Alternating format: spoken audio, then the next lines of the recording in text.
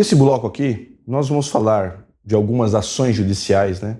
Primeiro, uma ação aqui que o nosso departamento jurídico ganhou, que é doloroso falar disso, porque a gente não tem outra maneira, a gente tem que criticar a administração pública, criticar a Guarda Civil Metropolitana. É ruim falar isso num programa, mas nós precisamos falar para que isso não aconteça novamente, para que os gestores façam a coisa de forma correta, para que o trabalhador não seja prejudicado e que, obviamente, nós não tenhamos que ingressar com a ação na justiça, né, Marcelo? Justamente, Vilar. Essa ação, a gente inclusive já teve um programa que a gente tratou dela, que o colega se aposentou e, assim, 60 dias antes de se aposentar, ele começou a pedir folga, né? Sim. E as folgas não foram deferidas. Então, quando ele se aposentou, ele tinha um saldo de banco de horas de mais de 170 horas. Dá um mês, né? Um mês em casa. Tal. E aí ele se aposentou, tal, foi lá, ficou com o saldo lá. Quando ele fez o pedido administrativo de indenização dessas horas, teve um parecer lá, um dos despachos aí do comando geral, né, o pessoal lá da disciplina, escreveu que era para desaposentar ele. Ave Maria. Eu lembro disso aí. Eu lembro disso aí. Nós chegamos à sentença nessa ação. Sim. Nessa ação chegou à sentença. Obviamente, a justiça reconheceu o direito do colega de ser indenizado. Por quê? Porque a regra fala que as folgas têm que ser concedidas. Sim. Né? E, independente dele pedir ou não. As folgas têm que ser concedidas. Sabe que o colega vai aposentar, concede as folgas dele para que ele não fique com saldo de banco de horas. Senão vai ter que pagar, porque a gente vai ajuizar. Óbvio, né? Normalmente o gestor tem que fazer gestão, né? Aí o que acontece? Essa ação é de 2019. O colega se aposentou em 2019 e chegou à sentença agora em 2022 e há 3 anos. E, assim, ela serve para a gente entrar no tempo da justiça, né, Vilar? Sim. Porque o nosso tempo é um tempo e o tempo da justiça é outro. Exatamente. Às vezes, principalmente quando se trata de liminar, a justiça é rápida ali na concessão da liminar e tal. Mas um processo em si, para chegar entre inicial, sentença, acórdão, tal, pelo menos aí, rapidamente 2 anos. Não é menos que isso, sabe? O processo ele é moroso, ele não é rápido. E a gente tem uma ação aqui que a gente chama de novela mexicana.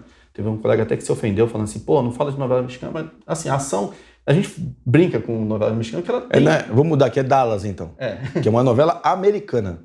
Dallas era uma novela americana. Ela tem mais de 20 anos, né? Ela chegou em sentença em 2005, mas a ação é de 99, que é a ação de 62%. Sim. Ela é de 99 e tal, chegou a sentença em 2005, agora em 2022 a gente está na fase de execução delas, e assim, a fase de execução é complexa, porque tem colega que já faleceu, então tem que nomear lá as pessoas que têm direito, né, da execução e tal, individualizar, não é mais um processo único, tem que cada pessoa fazer a sua própria execução e por aí vai, né? E é uma ação que tem mais de 20 anos tramitando e as pessoas às vezes pensam assim, poxa, mas não é um exagero 20 anos tramitando? Né? Bom, primeiro que isso aconteceu com todas as ações 62 e 81 de todas as entidades. Né? Algumas receberam antes, mas não foi muita diferença, 2, 3 anos antes. Né? A nossa, um volume é muito grande de pessoas. Então, demora um pouco mais. Mas eu vou ler aqui, Vilar, um processo que, assim, eu achei engraçado pela sentença, pelo despacho do juiz. O que o juiz escreveu na ação, né? Um desabafo? Não é nossa, né? É uma ação federal, da Justiça Federal, não tem nada a ver com a gente. Mas, assim, a sentença, ela fala claramente de como que é a tramitação no Poder Judiciário. Olha lá. Depois de mais de 4 décadas de tramitação, 4 décadas, 40 anos, todos os meus cabelos extintos e toneladas de Rivotril, Gardenal e Maracugina consumidos pela valorosíssima e inigualável equipe de servidores da Primeira Vara Federal, a quem agradeço ajoelhado de mãos postas por todo o empenho, toda a paciência e toda e tanta competência, julgo extinto o presente feito executivo, nos exatos termos do CPC e tal, uma vez que houve a quitação dos precatórios devidos, pagamento dos peritos, a habilitação dos herdeiros, transferência de numerário a juízos e outros, e mais milhares de incidentes processuais resolvidos todos em sua inteireza. Após o trânsito em julgado dessa sentença, arquivem-se os autos com baixa na distribuição, independentemente de novo despacho, pelas caridades. Eu não estou acreditando que vou assinar essa decisão, não pensei que viveria para esse momento. Um juiz federal, depois de 40 anos tramitando a mesma ação, ele encerrou o processo com um desabafo. Que ele falou, não aguentava mais isso aqui, eu achei que não ia estar mais vivo para ver o final desse processo. Então, quer dizer, não é uma exclusividade do Estado de São Paulo essa morosidade. Eu vi uma coisa que eu vi, obviamente, né, o despacho que você colocou, e eu achei uma coisa curiosa ali, Marcelo. Eu vi um monte de advogados diferentes. Né? Nós podemos dizer que quando você tem uma ação coletiva, como é a nossa, né, ao longo do percurso dessa ação, o subestabelecimento para outros advogados faz com que esse tempo se prolongue ainda mais do que o entre aspas, normal? Justamente, Vilar, olha só. Essa ação federal que eu acabei de ler, inclusive nós vamos colocar aqui essa decisão, é uma decisão pública, né? Está publicizada e tal. O juiz faz essa referência, ele fala assim, pelo tanto de advogados que tem aqui, dá para saber a complexidade da ação. A nossa também tem, né, um montão de advogados. E aí, ó, olha só, Vilar, advogado não trabalha de graça. Sim. Nenhum advogado trabalha de graça. Todos eles têm direito aos seus honorários.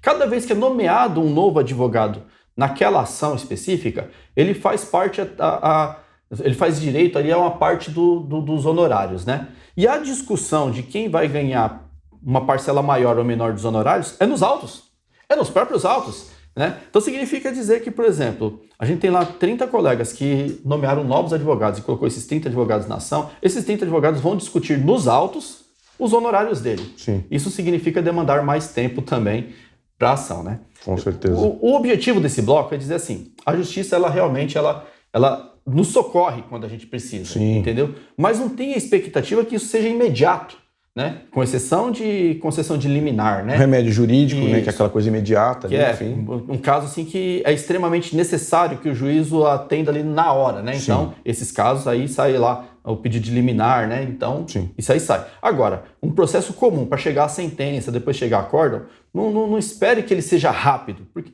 a gente joga limpo com o pessoal. Fala assim, gente, ó, demora, vamos né? recorrer à justiça, mas assim, senta, aguarda, a gente vai fazer tudo dentro dos prazos certinho, mas não tem expectativa de que semana que vem você vai estar recebendo isso aí, né? Sem dúvida. E isso acontece muito porque nós estamos judicializando, ou nesses casos específicos, o ente federado, né? O poder público, seja estadual, municipal, federal.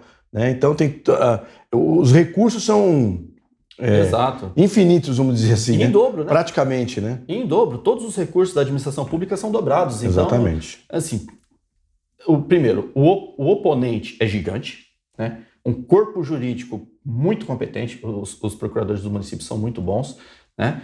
E fora isso, a administração pública tem toda uma presunção lá de legitimidade, de legalidade e tal. O nosso oponente é muito grande. Só que a gente judicializa só aquilo que é o quê?